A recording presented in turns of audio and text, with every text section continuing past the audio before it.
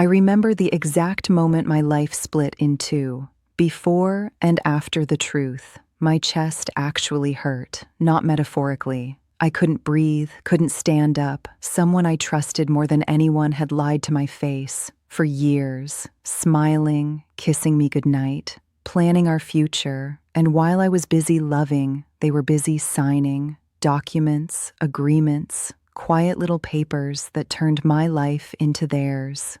Overnight, I lost more than money. I lost my home, my safety, my name on things I had worked for. I lost the version of myself who believed loyalty meant something. But here's the part they didn't plan for. I read every line. I remembered every word, and I learned very quickly that the law can cut both ways. They thought the story ended there. It didn't. My name is Claire Bennett. I am 37 years old.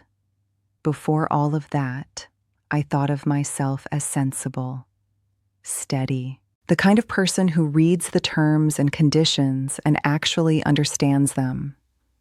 I grew up in a house where nothing was fancy, but everything was secure. 2 teachers for parents, packed lunches, secondhand cars, holidays in cheap cottages where you stripped the beds before you left. Always know where your money is, my dad used to say. Don't be greedy, just be careful. I listened. I saved. I did my exams, got my degree, became the reliable one with spreadsheets and color-coded folders. By the time I met my husband, my life was predictable in a quiet, comfortable way. Work, gym, dinner at home, a glass of wine on Fridays. I had some savings, a small flat, and a plan that was more practical than romantic. He was the romantic one. That's what I told myself. He was charming in that easy, confident way I'd never had. More talk than lists, more ideas than plans. He used words like potential and upside while I was still talking about allowances and risk. He said I made him feel grounded. I thought he made me feel alive. My friends said we balanced each other. He teased me about my spreadsheets, called me the chancellor when I turned down expensive weekends away, but he always ended it with a hug and, "That's why we'll be okay, you're the smart one." He was warm with my parents, helped my dad in the garden, listened to my mom talk about her pupils. He'd bring a bottle of wine and insist on washing up after Sunday lunch. They liked him, they trusted him, and if I'm honest, their trust made me relax my own. When we got married, I was 30, and I thought I was doing it the right way. We talked about money. We agreed we'd be completely open, joint account for bills, separate savings to keep our independence. Nothing dramatic, nothing secret. That's what I believed. He came from a family that talked about money very differently. His parents had a small property company. His sister helped with the lettings. His uncle was the family solicitor. They were always talking about assets and leveraging and tax-efficient structures over Sunday roasts. At first, I felt a bit out of my depth. Then I started helping with their books, casually at first. "Just have a quick look at this," they'd say. Then I was doing cash flow forecasts, tidying up records, talking to their accountant. They'd joke that I was the best thing that had ever happened to their business. I told myself that meant I was part of the family. My dad got sick a couple of years into our marriage. One of those illnesses where you know the direction of travel from the first scan. Slow, cruel, organized in its own horrible way. I spent months going back and forth between work, the hospital, their house. My husband drove me, sat with me, made tea. He held me when I cried in the car outside the ward. When Dad died, everything went a bit fuzzy. The funeral, the paperwork, the house I'd grown up in, suddenly just an address in a file. Dad had always been clear. The house and what little savings they had were to come to me. "It's not a fortune," he'd said once, "but it's yours, security. Use it wisely." The will reflected that, straightforward, no surprises. I remember sitting at the kitchen table in that house after the funeral. It was freezing because the heating was on one of Dad's old timers and no one knew how to change it. There were envelopes everywhere, sympathy cards, bills, letters from the solicitor. My husband made tea and sat next to me. He put his hand over mine and said, "We'll sort this. You don't have to do it alone." I believed him. Of course I did. The first conversation about the house came a few weeks later. I'd gone back to work, functioning on autopilot. At night, I'd stare at the ceiling and think about my dad's slippers, still by the back door. "We should talk about what you want to do with the place," my husband said. He sounded gentle, practical. "We can't just leave it empty forever." I said I wasn't ready to sell. He nodded, said he understood, said he'd support whatever I wanted. Then he added, almost casually, "My uncle could help with the paperwork when you're ready. Keep it in the family. He won't rip you off." It sounded helpful, kind even. I didn't want to think about shopping around for solicitors. I didn't want to think about anything, really. So when the time came, I let his family handle it. Probate, valuation, discussions about whether to rent or sell. The first small warning sign is one I only recognized years later. We were in his uncle's office, a small room above a parade of shops, brown carpet, filing cabinets older than me. There was a stack of papers on the desk. His uncle was friendly, offered me tea, explained things in that slightly patronizing way some older men use with younger women. Lots of, "Don't worry about the details," and "it's all standard stuff."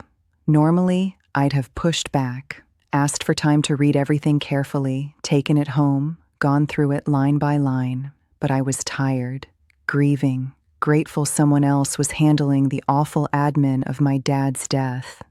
My husband sat next to me, hand on my knee. Every so often he'd squeeze it, like a silent reminder that we were in this together. There was one document I remember, pages of dense text, something about transferring interests, something about efficiency. The words blurred a little. I hesitated. "I just want to be sure I'm not giving away anything I shouldn't," I said. His uncle smiled. "Oh, no. This is just about simplifying things, keeping everything under one structure so it's easier to manage. You'll still benefit the same. It's just tidier on paper." My husband nodded. "We're just putting it into the company so it's protected," he said. "Our company, for our future." He said "our" so easily. Our company, our future, our assets. I signed. That was the moment. I can see that now. The pen in my hand, the little flick of my signature at the bottom of the page. At the time, it felt like another horrible but necessary task in a long list of horrible but necessary tasks. Nothing more. Life settled into a new shape after that. No dad, just visits to the empty house while decisions dragged on. The smell of dust and old books.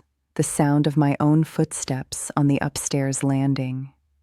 Eventually, the house was sold. The funds went into a project my husband's family were running, a small block of flats they were refurbishing. "It's a great investment," my husband said. "We'll get regular income plus capital growth. This is how people build security." He said "we" a lot. I clung to that. We started talking more seriously about trying for a baby, about moving somewhere bigger, about the future. On paper, everything looked solid. We had decent incomes, investments, a business that was growing. We weren't rich, but we were comfortable. We had small disagreements about money, but nothing spectacular. He liked taking more risk. I preferred clearer boundaries. Sometimes he'd roll his eyes when I wanted to keep separate savings. "It's all ours anyway," he'd say. "What's mine is yours. What's yours is mine. That's what marriage is." When friends joked about prenups or keeping assets separate, he'd laugh.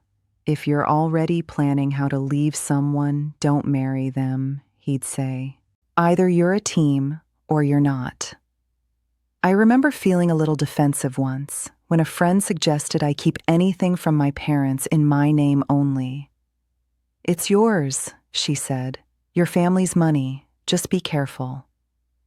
I told her I trusted my husband. I said we didn't have secrets.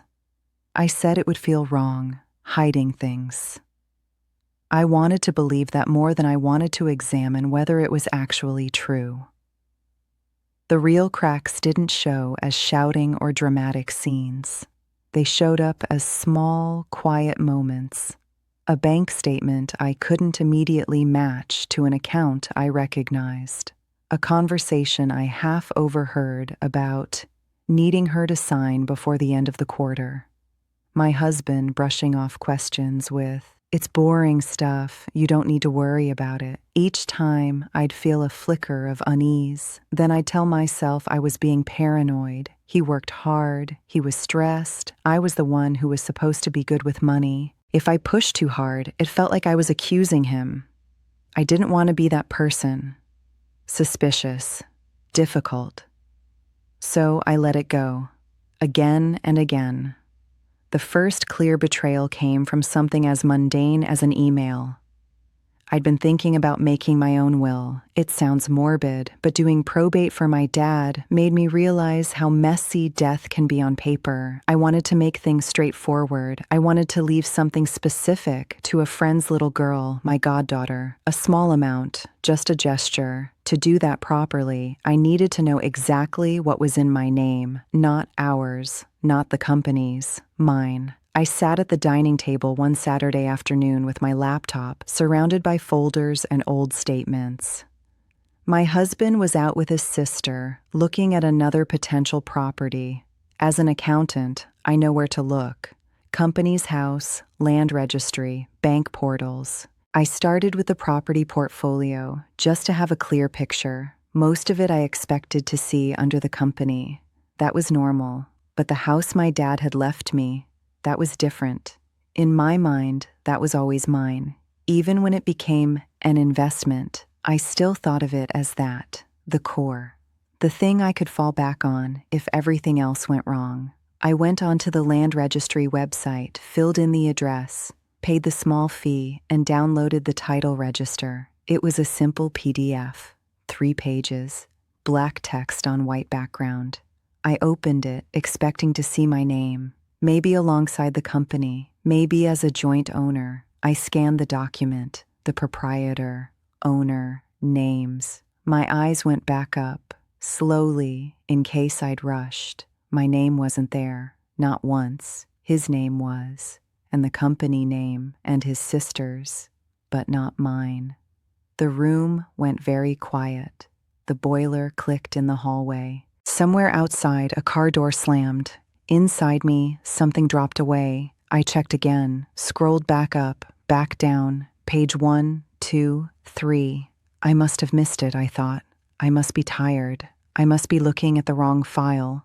But there it was, in clear official language. The house my father had left to me did not legally belong to me at all. I just stared at the screen. My first thought wasn't anger. It was, I must have made a mistake.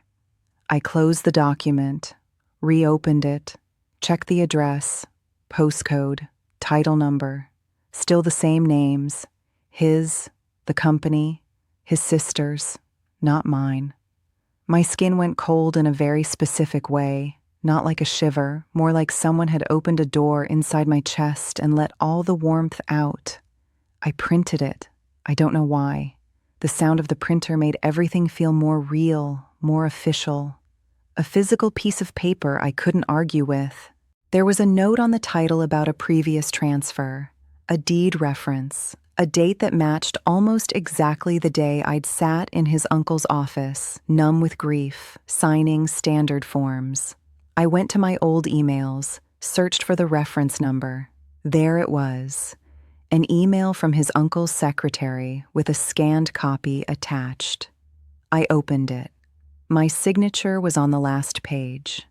I recognized the curve of the C, the impatient flick at the end of my surname. but the heading above it was not what I remembered hearing that day. Transfer of whole registered title. I read it 3 times. The words slid off my brain at first, then suddenly lodged hard. I hadn't just simplified anything. I had signed my father's house away to them. There was a paragraph about consideration and being held within the company structure. Nothing about me retaining any beneficial interest, nothing ring-fencing it as my asset. My throat felt tight, like I'd swallowed something too big. I told myself there must be another document, something separate, confirming it was still mine, in some other way, a side agreement, an understanding.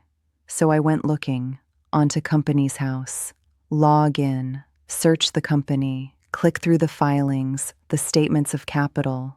We'd always talked about me having a quarter of the business. In return for putting my inheritance to work, he'd said, a proper stake. You'll be more than looked after. The share register told a different story. He and his sister held all the voting shares, the real power, all the decisions. There was a small, separate class of non-voting shares with my name next to them. Issued months after my dad's house was sold, worth almost nothing on paper, no say, no control. It looked tidy, legal, clean. If you didn't know the story behind the numbers, you'd think it was fair. An accountant had clearly thought about how to make it look that way. I sat very still.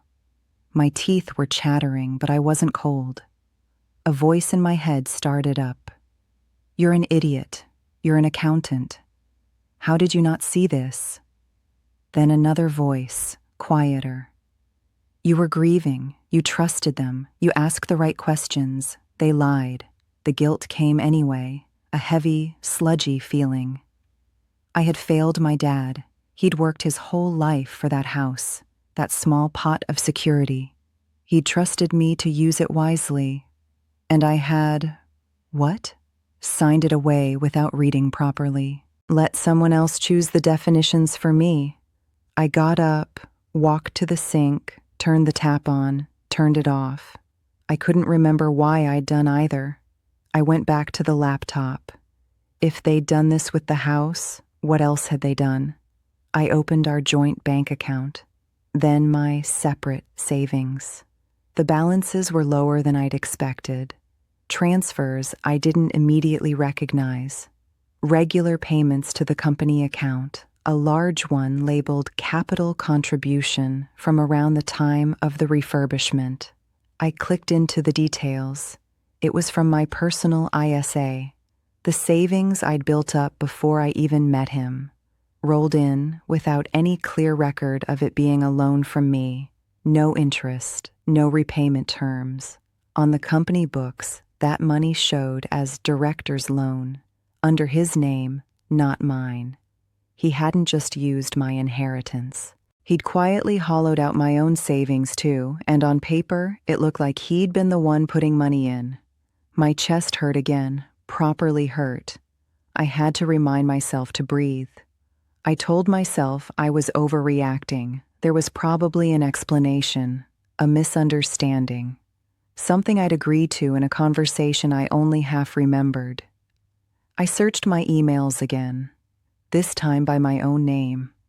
Buried in a long, boring thread about refinancing, I found it. An email from his uncle to him and his sister. I was CC'd, but my address was in the middle of a long list, and the subject line was something bland. At these levels, we can present it as family funds from him, keeps things cleaner later. She doesn't need to be on everything as long as the income goes through the household. Less messy in the event of any marital breakdown. Sensible to protect the core business. My stomach flipped. Less messy in the event of any marital breakdown. Another reply from my husband underneath. So long as she's comfortable that it's ours, she won't fuss about the details. She trusts me. Let's just get it through before end of quarter. She trusts me. They'd written it down, documented it, preserved it in my inbox, like evidence. I scrolled further. There was a spreadsheet attachment I'd never opened, a breakdown of capital contributions and beneficial interests. In it, my name appeared in one column, then slowly disappeared as they reallocated my money as permanent injections from him to the business. On the last tab, there was a list of roles. Public-facing finance lead, CB. I realized they were using my professional status, my letters after my name, to give their structure credibility with lenders and partners.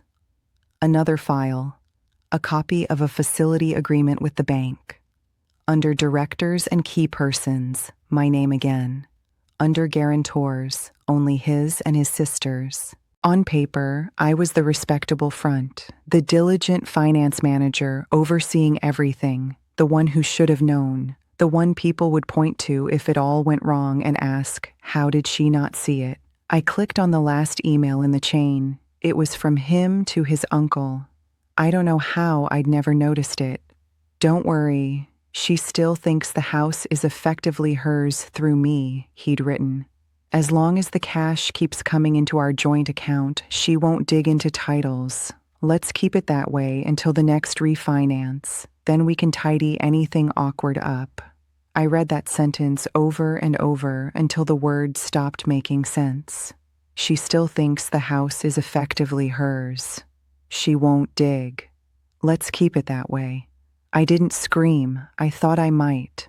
I thought I'd hurl the laptop across the room or drive to his uncle's office and demand answers.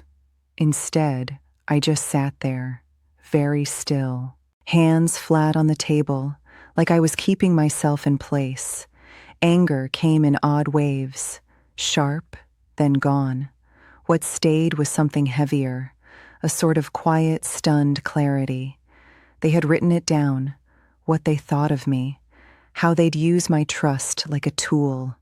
I closed the email and, for a moment, just listened to the house, the hum of the fridge, the faint traffic outside, the clock in the hallway, ticking like nothing had changed. The first practical thought I had was simple: save everything. I forwarded the entire email chain to a new account I'd set up years ago and never really used. I backed up the attachments to a memory stick, printed the worst ones, and slipped them into a plain folder. It felt disloyal, sneaky, like I was the one doing something wrong. Then I'd see that line again in my mind. She still thinks the house is effectively hers. Let's keep it that way. I knew, in that moment, something fundamental had shifted. I could never unknow this. I could never go back to trusting his voice over written words. When he came home later, I was making tea. I stirred the spoon slowly, aware of every movement. "Good day?" he asked, dropping his keys in the bowl by the door. "Fine," I said. My voice sounded normal. I was slightly amazed by that. He chatted about the property he'd seen with his sister. "Could be a good one for us," he said. "Another solid asset in the pot. Us. Our." The familiar words landed differently now. I watched him as he talked, the easy gestures, the throwaway jokes, the way he reached for my mug, took a sip without asking, and smiled. Part of me wanted to hold up the printouts and say, "Explain this." Force him to look at what he'd done. Another part knew I was nowhere near ready. If I confronted him then, he'd have time. Time to move things, to rewrite documents, to create backup stories. I'm an accountant. I know how fast numbers can be made to disappear. So I did something I never thought I'd do. I lied. I said nothing. I laughed in the right places. Went to bed when he did. Let him put his arm around me as if nothing had changed. In the dark, with his breathing slow and even beside me, I stared at the ceiling and had a quiet, brutal conversation with myself. What did I want? To hurt him? To get my money back? To destroy the business? To shame his family? Every option tasted sour. Revenge, in the simple sense, didn't appeal to me. I didn't want shouting matches or smashed plates or dramatic exits. What I wanted, underneath all of it, was the truth. On paper, in court, if necessary, in front of people who couldn't be charmed over dinner. I wanted my dad's effort back where it belonged, or at least the recognition that it had been stolen. The next week, I became very quiet. At work, I was the same. Meetings, emails, spreadsheets. At home, I listened more than I spoke. I started to notice patterns I'd missed before. How he'd describe things as our asset to me, but my business to others. How his sister would talk over me if I asked a pointed question.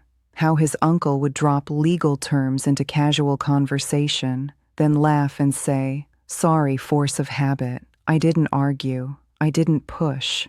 I just watched." In the evenings, when he thought I was doing overtime, I researched. Solicitors who had nothing to do with his family. Cases where spouses had been misled into signing away rights. Words like undue influence, constructive trust, breach of fiduciary duty. All the phrases I'd heard in passing suddenly had weight. I booked a consultation with a firm in a different part of town, under my own name. I told him I had a client meeting. It wasn't entirely a lie. I was, unfortunately, the client. Sitting in that glass-walled office, I laid out the facts as calmly as I could. The solicitor listened, didn't interrupt, only occasionally asked, "And did you receive independent advice before signing?" Each time, my answer was no. When I showed her the emails, something in her face changed. Not shock. She'd seen worse, I'm sure, but a kind of sharpening. "You understand," she said carefully, "that you may have multiple issues here. Marital, company, regulatory." I nodded. My throat was dry. She talked me through possibilities, freezing orders, disclosure, complaints to regulatory bodies about his uncle's conduct, steps to protect myself before even mentioning the word divorce. It all sounded clinical, tidy, like a well-drawn flowchart. Inside, it felt messy. These weren't just opponents. They were people I'd shared Christmas with, people who'd toasted my birthday, people I had thanked, more than once, for treating me like one of their own. On the way home, I sat on the bus instead of getting the train. I needed the extra time, the slow movement through streets I didn't know. Was I really going to do this? Turn my marriage into a case file? Report his uncle? Risk pulling his parents into something they might not even know about? The guilt came again, hot this time. What if I ruined them? What if I overreacted? What if there was some nuance I'd missed? Then I thought of my dad, the way he'd looked at me when he signed his own will. Trust, pure and uncalculated. He had no solicitor nephew, no clever company structures, just a belief that I would look after what he'd built. I realized then that this wasn't about getting even. It was about alignment, making the paperwork match the truth of what had actually happened. I made a decision on that bus. No screaming, no scenes, no warning. I would be polite, composed. I would do exactly what they had done. I would use time and signatures and the law, but this time, they wouldn't see it coming. It didn't happen quickly. That was the point. The first thing I did was boring. I opened a new bank account. I had the card sent to my office. I changed my salary details with HR. I left the joint account enough for bills, food, the usual. Nothing that would set off alarms. At home, I kept my movements small. If I went into the study, I came out with laundry or a book. Sometimes I did actually water the plant on the windowsill, just often enough for it to look normal. In between, I scanned contracts, board minutes, old mortgage offers, anything with my name on it, anything with my dad's address. I stored them on an external drive and dropped it off at my solicitor's office on my lunch break. No drama. just a woman with a plain envelope in a reception area. The first real crack appeared a few weeks later. My solicitor wrote to his uncle's firm, formally requesting my full file, every document I'd signed, every note they held about me. Under the rules, they had to comply. Under the rules, they also had to inform their insurer there was a potential negligence claim. He didn't tell me any of this, of course. I heard it from my solicitor, and then I saw it in his behavior. He came home one evening quieter than usual, more distracted. "How was your day?" I asked, stirring a sauce I wasn't really making for either of us. He shrugged. "Long, client threatening to sue. People don't read things and then blame you when it doesn't go their way." I nodded, didn't say a word, just filed the sentence away next to the emails I'd printed. The second step was regulatory. With my solicitor's help, I filed a complaint to the Solicitors Regulation Authority. It wasn't emotional, it was factual. No independent advice. Clear conflict of interest between me and the company. Evidence that he knew I was relying on his familial relationship, not his dispassionate professional role. And those emails. Let's keep it that way. I remember pausing before I hit send, thinking of Christmas dinners, of the way his uncle had once driven me to the station when I'd had a migraine. Then I thought of my dad, signing his will at a small, anonymous firm in town, insisting on me having my own solicitor, even though it cost more. I pressed send. Regulators move slowly, but they do move. They wrote to him, demanded his file, asked questions I didn't see, but I could imagine. Word doesn't stay contained in families like his. Law is a small world. So is property. The third step involved the bank. We wrote to their relationship manager, not the person who sent cheery emails, but the one whose name appeared on the loan agreements. We laid out the ownership trail of the house, the money trail from my inheritance and savings, the mismatch between who they thought was behind the capital and who actually was. Banks don't like surprises. They especially don't like the words undisclosed beneficial interest and potential misrepresentation. They didn't cancel anything overnight. They just paused. The refinance that was meant to sort everything out hit a sudden, unexplained delay. Requests for more documents, clarifications, personal guarantees reviewed. I watched him check his emails more often, saw him snap his laptop shut a little too quickly when I walked into the room. Still, I said nothing. I moved out a month later. I didn't leave in the middle of the night. I didn't slam doors. I told him in the kitchen that I needed space. He tried to put his arms around me. I stepped back. "Is there someone else?" he asked eventually, hurt coloring his voice. It struck me how easily he assumed that sort of betrayal, but not the kind he'd committed. "There is," I said quietly. "Me." I took a small suitcase and some files. I stayed in a short-term let near my office, a bland flat with beige walls and thin curtains that let in too much light. Living alone again felt strange, calmer, but also emptier. I'd wake up some mornings and reach out instinctively, my hand meeting cold sheets.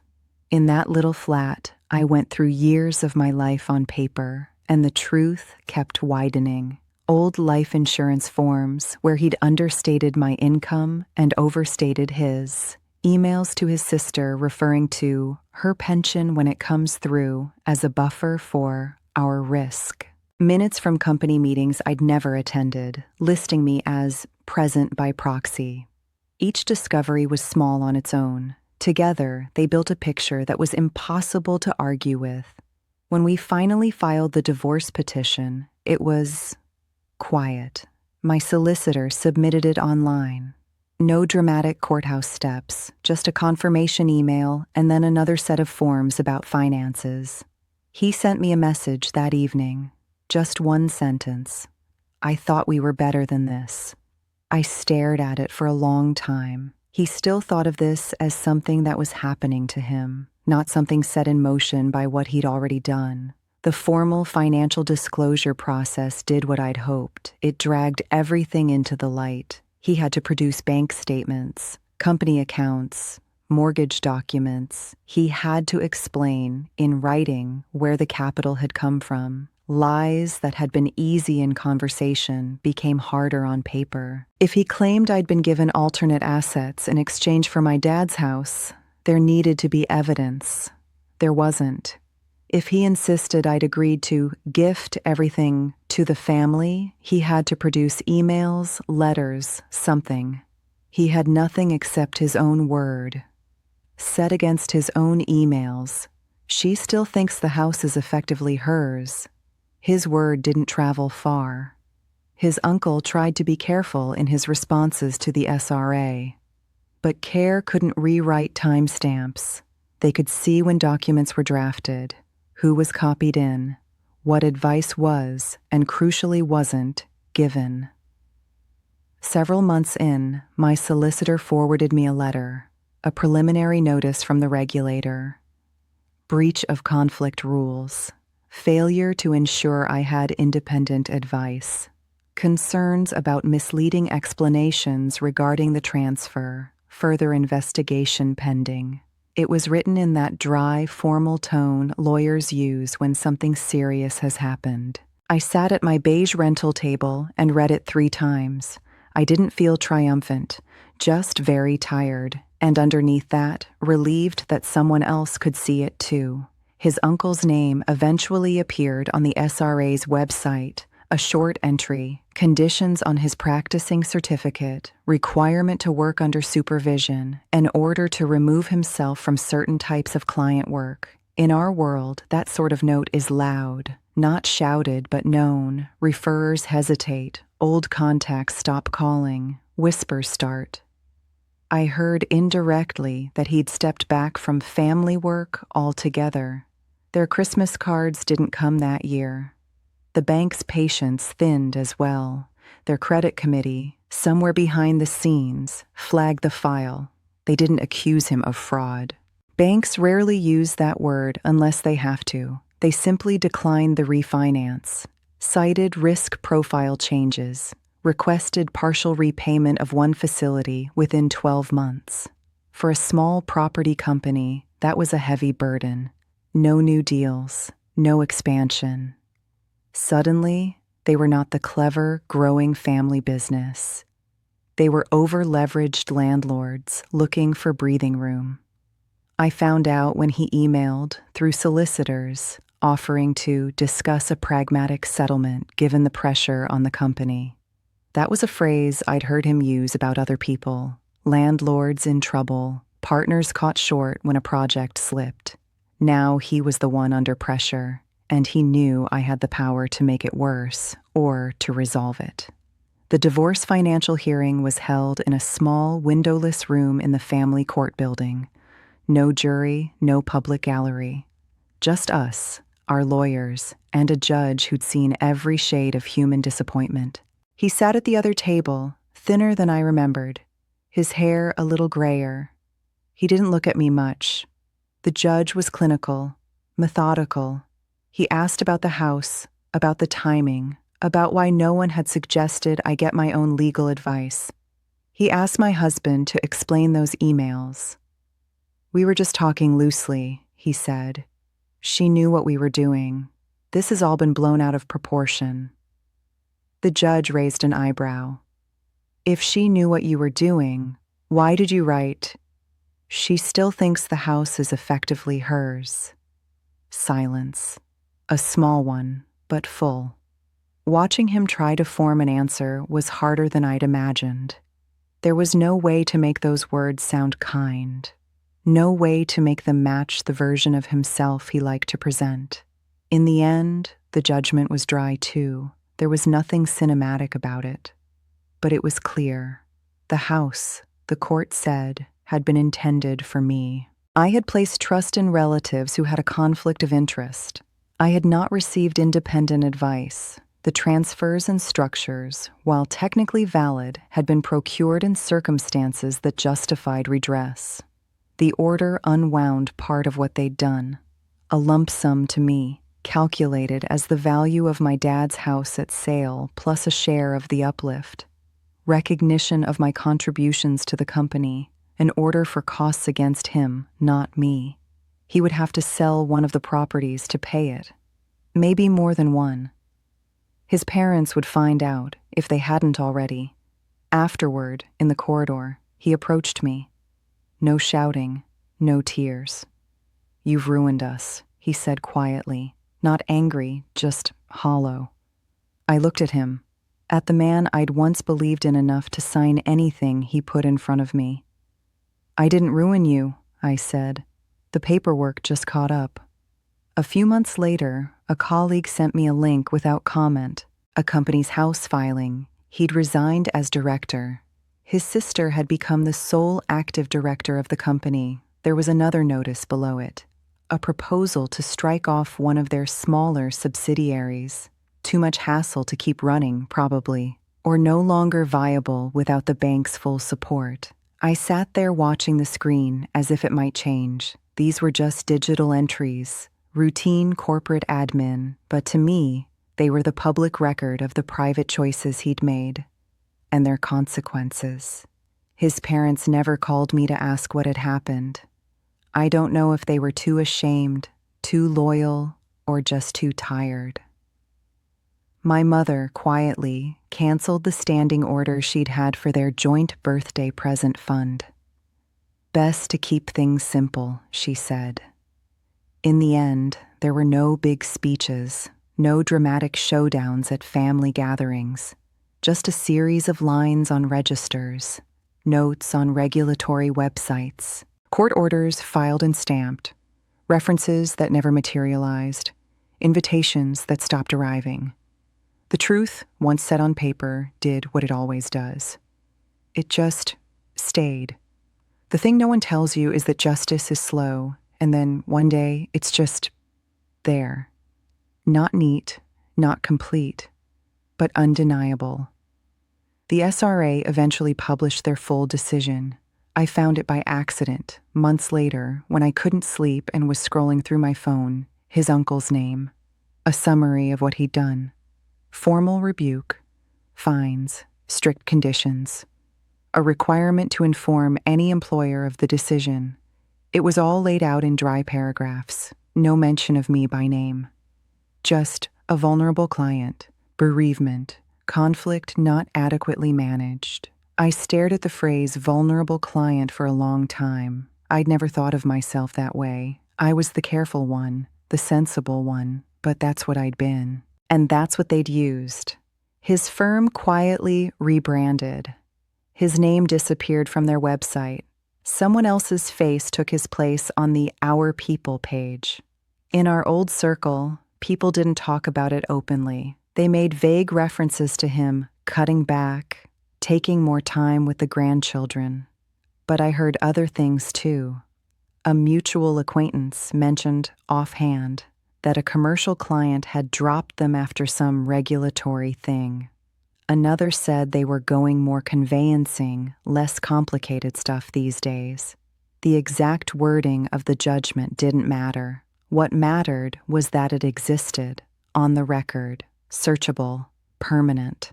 My ex-husband fared differently, but the impact was just as real. The company limped on for a while. They sold one building, then another, restructured, talked publicly about refocusing the portfolio. In reality, they were plugging holes, interest payments, legal fees, my settlement. I heard through someone at the bank that he'd tried to pitch a new project, new investors, fresh start. The risk committee had pulled his file, seen the notes, the frozen refinance, the internal emails archived against his name. He hadn't lied to the bank outright. He wasn't that foolish. But they no longer believed his version of events by default. He didn't get the loan. He moved out of our old house, downsized, took a flat not far from where we used to live, but on a quieter street with cheaper rent. We never spoke about any of it.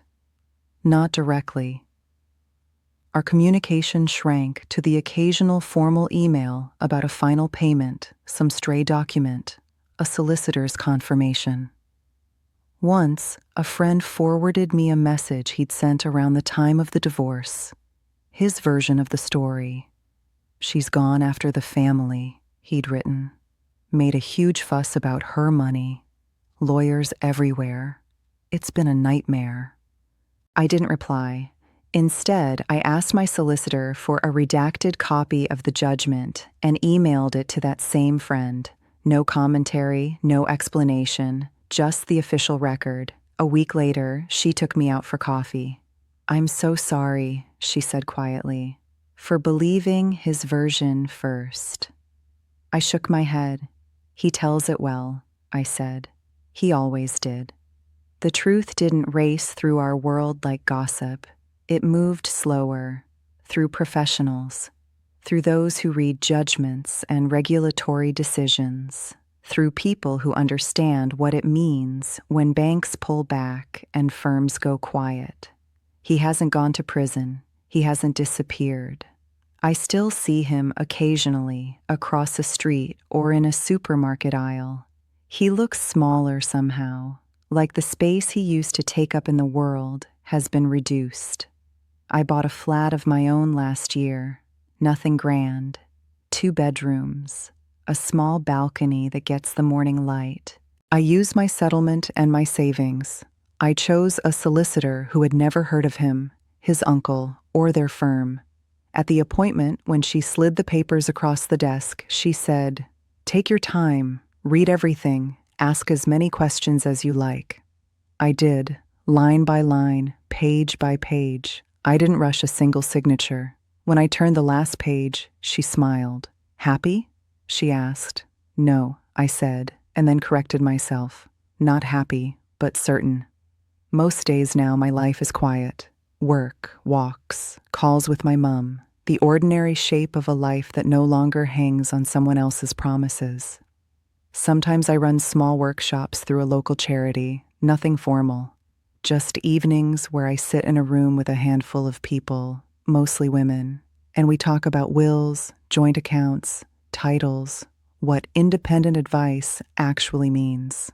I don't tell them my full story, not as a tale, just as examples. If you're signing something that affects your home or inheritance, I say, have your own solicitor, not theirs, not a friend, yours. I watch their faces when they hear certain phrases. I just trusted him. I didn't want to cause trouble. I didn't think I needed to read it properly. The words are always a little different. The shape of the mistake is always the same. Revenge isn't the right word for what happened. I didn't get my father back. I didn't get those early years of marriage back. There's a grief that sits in me that no judgment can erase. But there is something like justice in knowing the truth is not just inside my head. It exists outside me now, on registers, in decisions, on files that will outlive all of us. One person once told me I destroyed his reputation. I thought about that for a long time. I hadn't. He destroyed it himself, quietly, over years, in rooms where he thought no one was really watching. All I did was turn on the light and write it down where it couldn't be undone.